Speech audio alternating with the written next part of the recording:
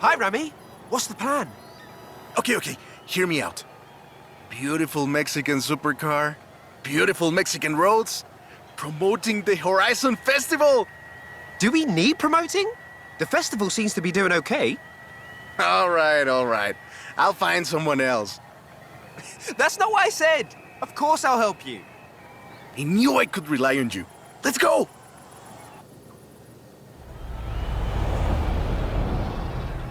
Whew. Let's get moving.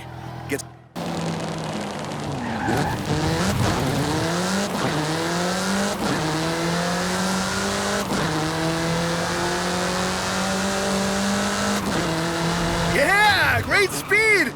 But let's see how you handle some corners. In 400 yards, turn right. You want to tell me about the car, don't you? I thought you'd never ask! So, VUL is an abbreviation. It stands for Vehicles of Ultra Lightweight and High Performance. It was started by two brothers, Guillermo and Iker Echeverria. Less sightseeing, more going fast.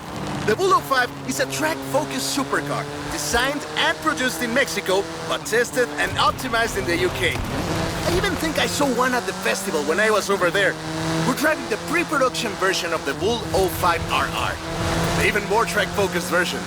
Somehow, the designers reduced the weight by 65 kilos and increased the power to nearly 400 bhp.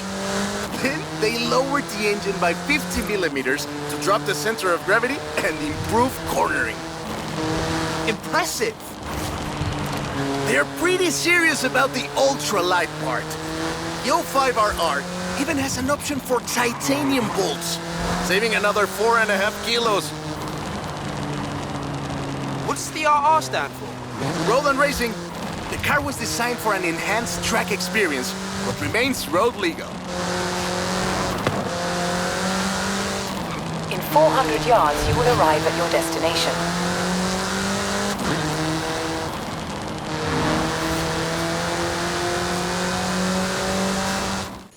Perfect! There's a couple of other things you can help out with, if it's not too much trouble. You're never gonna let me live that down, are you? Call me.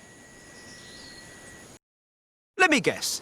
Today's episode of Mexican Automotive History with Ramiro is about the Baja 1000. You are very perceptive, my friend. This dune buggy was the first car to race here. Let's take it for a spin.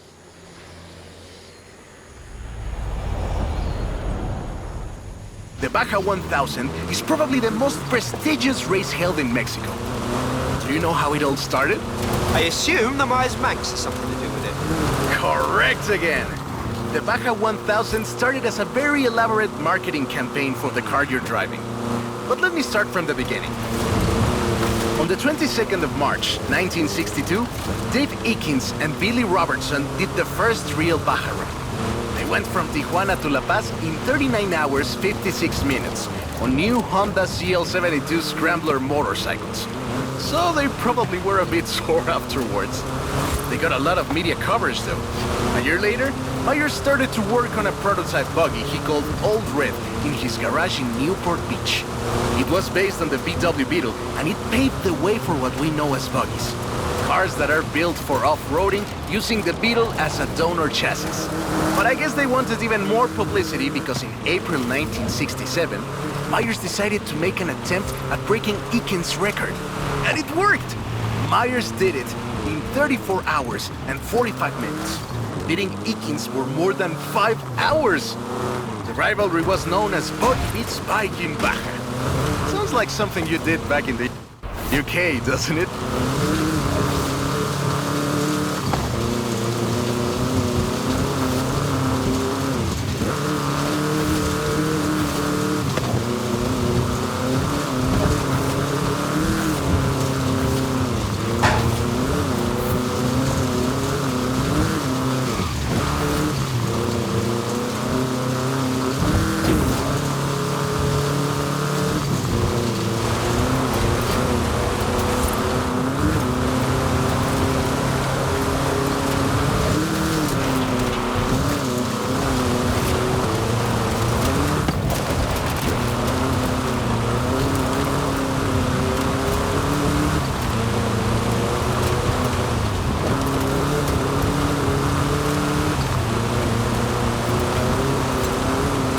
Force Manx became an overnight sensation as a result, and suddenly they were friendly races all across the Baja.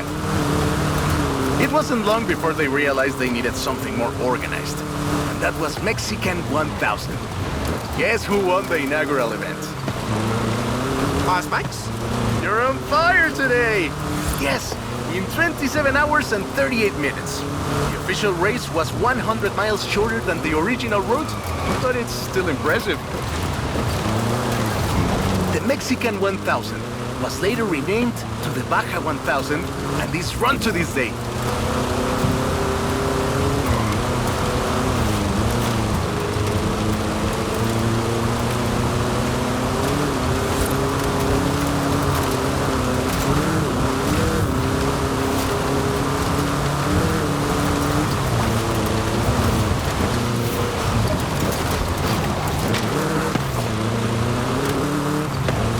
In 200 yards, turn left.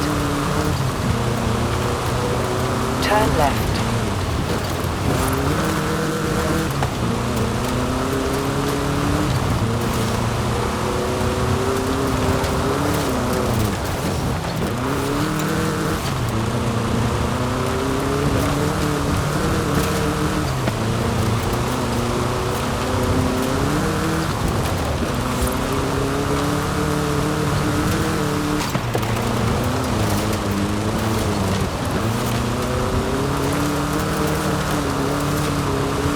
In 100 yards, turn left.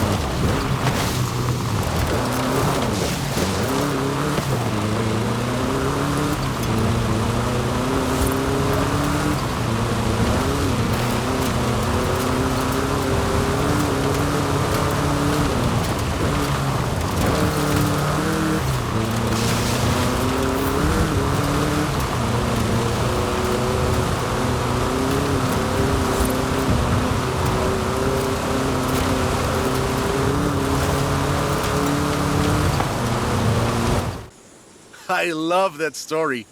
My abuela used to tell it to me at least once a year.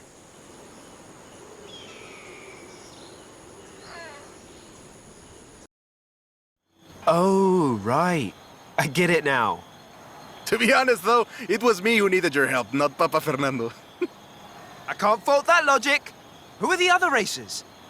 It's this new street racing crew that's been hanging around. I think they're here to see what you can do. Let's show them.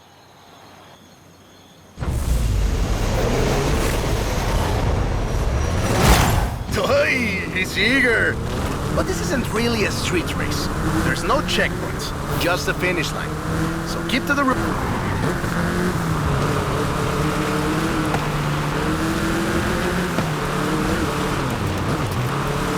It's hard to overstate the effect that the Beetle had when it arrived in Mexico in 1954. Before that, all we had were these huge American cars.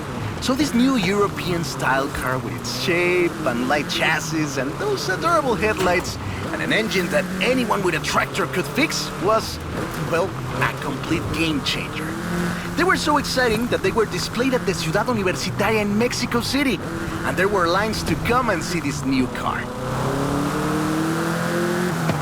Production of the Beetle started in Mexico soon after 7 of them finished the Carrera Panamericana. Before that, people were a bit worried about reliability, you see. We Mexicans love a good-looking car, but a car that can do work is better. The Panamericana convinced us, and in '61, Automex had assembled 250 of them. By '62, the first plant had opened in Jalostoc, making 10 of them a day. We love that car. So another plant opened in Puebla in 1967. And in '71, El Bocho became the official taxi of Mexico City, which is why you see so many of them today. It's funny. The first Bochos were imports, or CKDs. But in 1971, we were exporting them to Costa Rica and back to West Germany, Austria, Belgium, everywhere in Europe. It was a sad day in 2003 when the last Volkswagen sedan Última Edición rolled off the production line and went home to the Volkswagen Museum in Wolfsburg.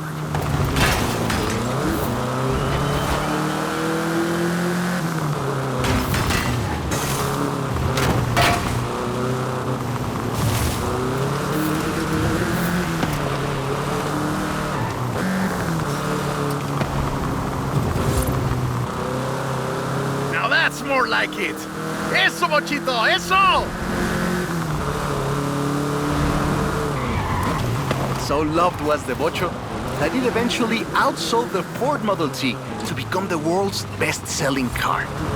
And was the first to reach 20 million sales. Sure, other cars have staked their claim on that title in recent years, but none are so timeless and unchanged as the Bocho.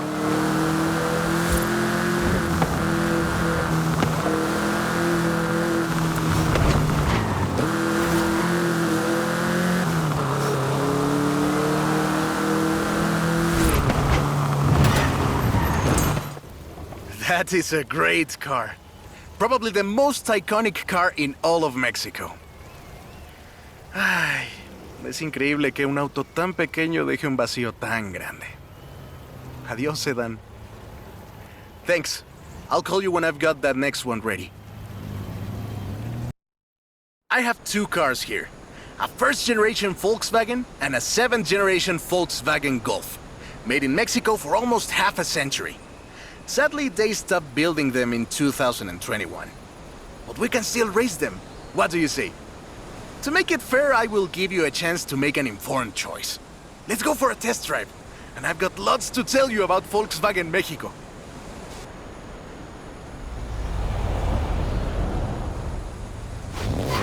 Volkswagen Mexico headquarters are in Puebla City. It started...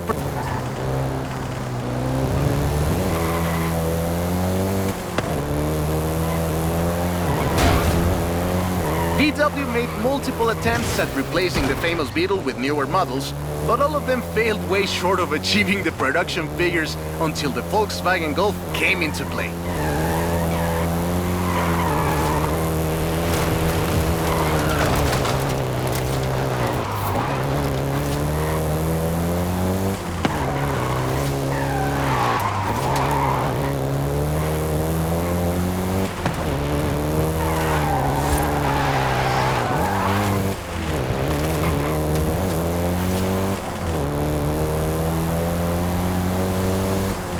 First generation was released in Mexico as the Volkswagen Caribe and had quite a few variations, including the Golf GTI you're driving right now.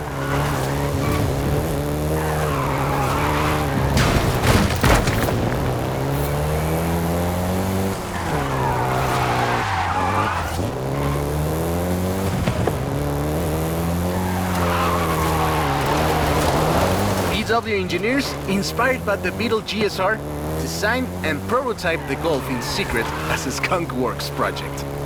Little did they know that...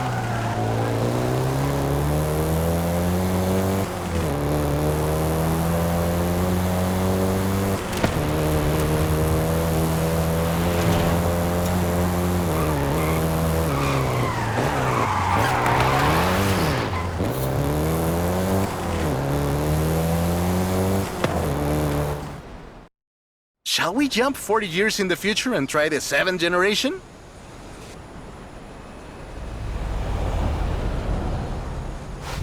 The 7th generation of the Golf first appeared in 2012. This version is the Volkswagen Golf R, R meaning race.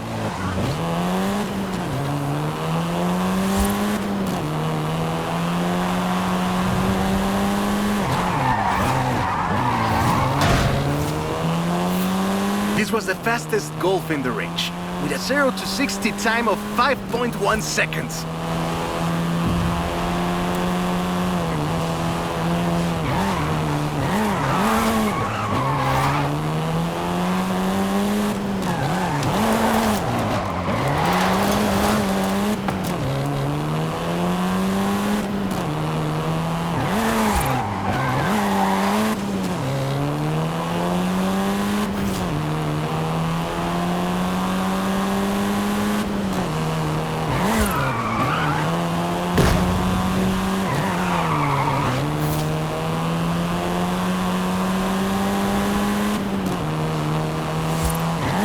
Volkswagen Mexico produced all 7 generations of the Golf, totaling more than 2 million units over 44 years.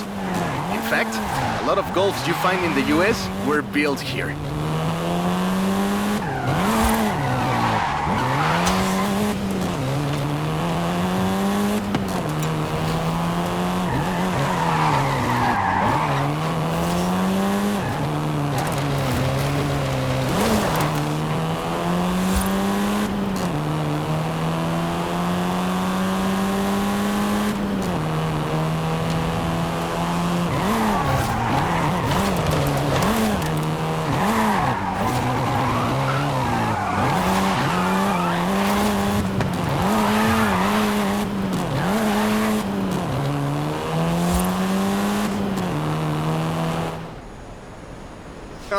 all right.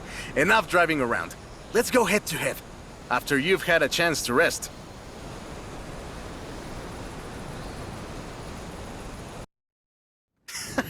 I hope you know some shortcuts.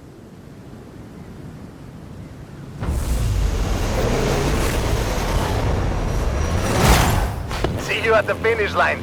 Don't make me wait for too long.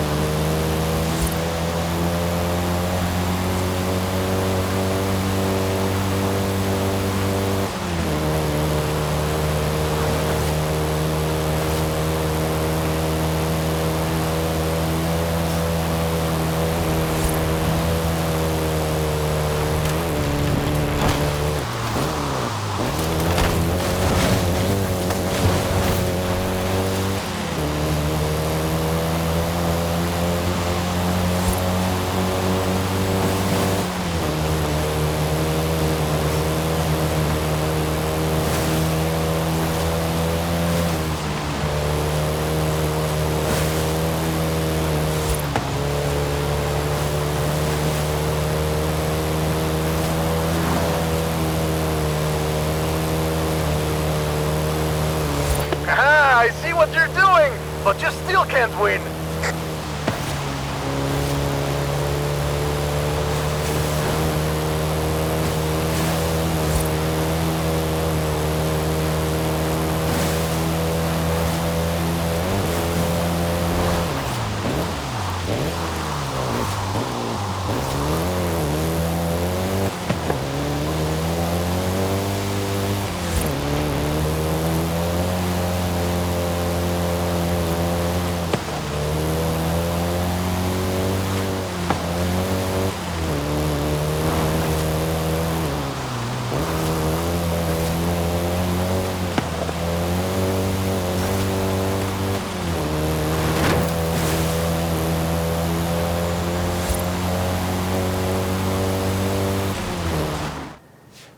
What a race! I am actually surprised the first generation still holds up. I'm sure you didn't cheat. That's the old wolf. No, that's an old truck. The wolf is waiting for us at the swamp.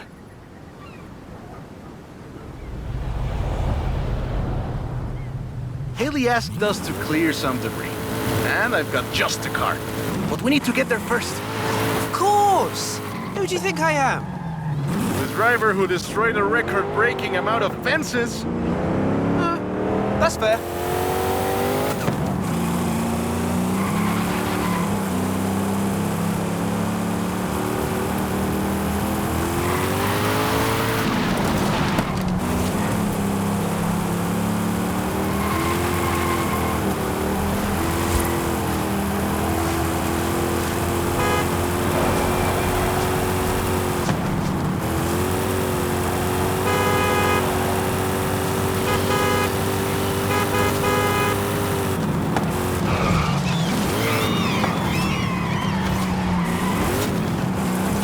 In 400 yards, turn right.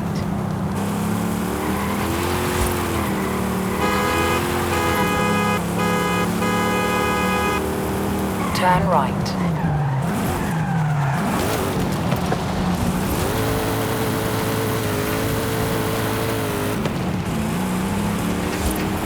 In 200 yards, turn right.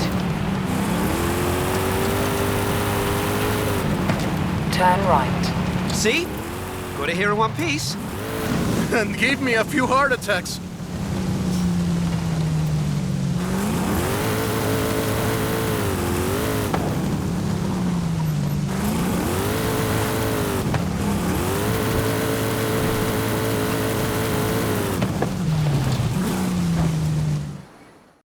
And now, let me introduce you to the Ford Lobo.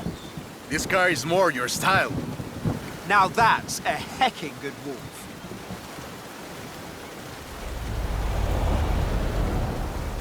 We call it Lobo here. Marketing in this country is outstanding. Let's get to work. See all that Russian stuff? Clear it out. What? No! It's not just an excuse to throw the Lobo around. It is just an excuse to throw the Lobo around. In the 90s, Ford decided that they needed to rebrand the F-150 for the Mexican market. And the name Lobo just has a real ring to it. They started using the badge in 1997, and the rest is history. The Ford Lobo quickly became one of the most popular vehicles in the country. Lobo is still used for the modern Rangers like the one based on the F-150 Raptor you're driving. But we don't just call it Lobo. No. We call it Lobo Raptor. So it's the same car? Now, there are loads of differences, like a dog and a wolf. Lobo only comes in XLT and with higher trim levels. The base version is still sold in Mexico as the F-150, but the Lobo is the elite F-150.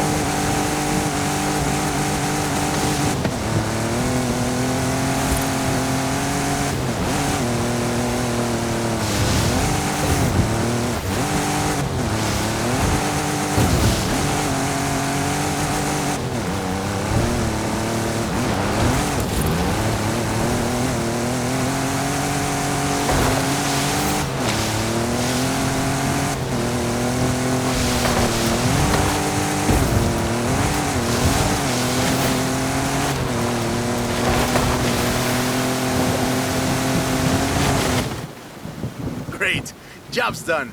And the scratches will buff right out. Thanks for the help. Now I just need to get my abuelo's old F-100 back to the garage. Hey there! So, look at this. 1,400 horses of electric Ford Mustang. Get in!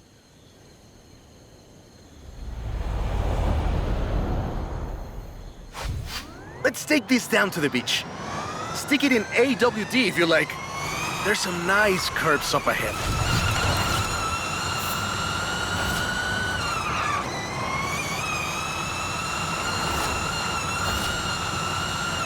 This is 2021's EV of the year. And it was up against things like the Taycan and the e-tron and the Recharge. It set 3 Guinness World Records, and it's inspired by the beautiful original Mach 1. And I'm telling you all of this because the Mach E was built right here in Mexico at Cuautitlán Assembly. Whoa! How do you make it go around corners like that? I'm really asking. Cuautitlán Assembly has been building cars since the 60s.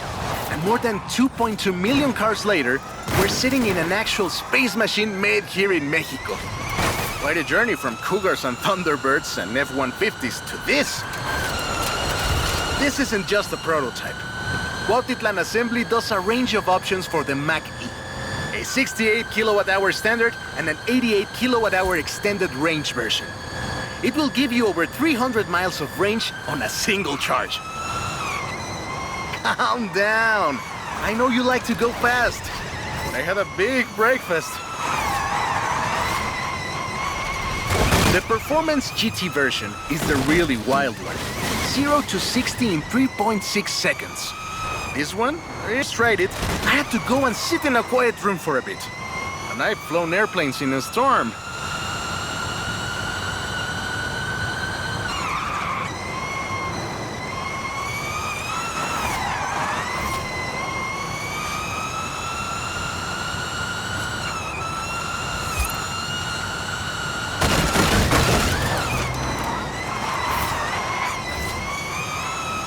It's wild tech. You can switch from all-wheel drive to rear-wheel drive at the touch of a button. And when you get into tuning, you can basically tweak every one of the 7 engines individually.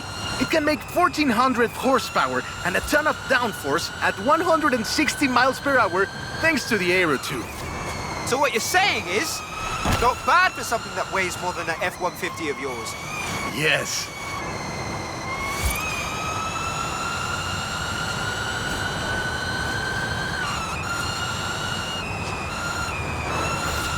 Hey, I have to keep this back. Be careful with it. And there we go. Sunrise over the sea. Beautiful. But we're not done. There's one more thing to look at. I'll let you know as soon as I have, found it. This beauty got her name from the Carrera Panamericana. The races don't run anymore, but who can blame us if we take it out one more time? Right? Let's see what this car can do.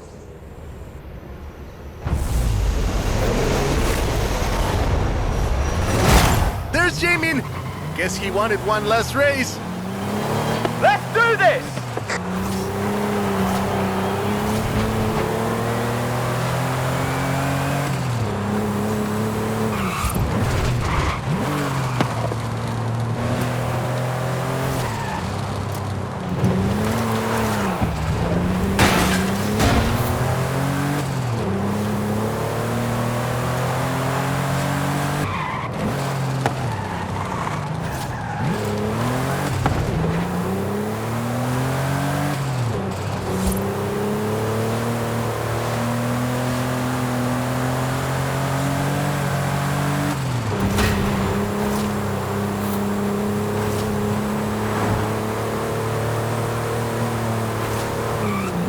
The original Panamericana ran from 1950 to 1954, originally celebrating the opening of the Mexican section of the longest road in the world, the Panamericana Highway. The first race had 132 competitors, and everyone turned up. Amateurs to F1 drivers, men, women, professionals, anyone who had a car. Do you know anyone who participated? Aleja thinks Papa Fernando did, but she thinks Papa Fernando did everything. I know we used to go to the races with my grandfather. Ah, qué buenos recuerdos. There was no speed limit before 2012, and you'd see cars doing 180 miles per hour. Not that I'd know anything about that. 2,178 miles of the Pan American Highway run through Mexico. The race itself had 9 stages and lasted 5 days. But the sheer distance wasn't the only challenge. Constant changes in the elevation from sea level to 3 kilometers up. The most challenging road race in the world. The winner of the very first Carrera Panamericana was Herschel McGriff, who drove an Oldsmobile 88 at an average speed of 88 miles per hour. The Porsche Carrera got its name thanks to Hans Hermann, who won the small sports cars category in 1954. He drove the Porsche 550 Spider and came 3rd overall. He was sick before the race, and his tires came off at the start. He really pulled through against the odds. Porsche had 6 cars competing in 1954, and all of them made it through the end. A lot of others didn't, let me tell you. Enjoying yourself, are you? Yeah, I kinda had a feeling you were. 1954 was the last year the original Carrera Panamericana took place. But it gave us the most famous Porsche model, the Carrera you're driving right now. The Carrera RS 2.7 was the first production street racing 911. The race was revived in 1988 and ran to 2016, staying true to the original races with high-speed road stages. The routes for the race were carefully selected every year by planning committee and local government to ensure they were race-worthy and that they can be closed up for 2 hours. You could almost say they've been preparing for the festival for a very long time.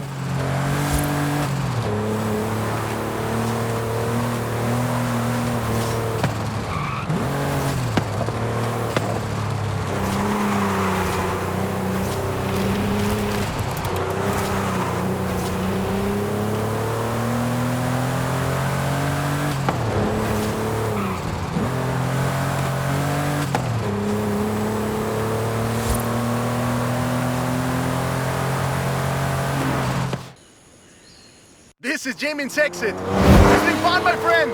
Take care. Looking forward to seeing what you can do out there. Have fun now, yeah? Great race. Almost like we did a little Panamericana with a friend. Anyways, hope you had fun with this little stroll through cars hechos en Mexico. It was great! And let me know if you, find any other cars like that.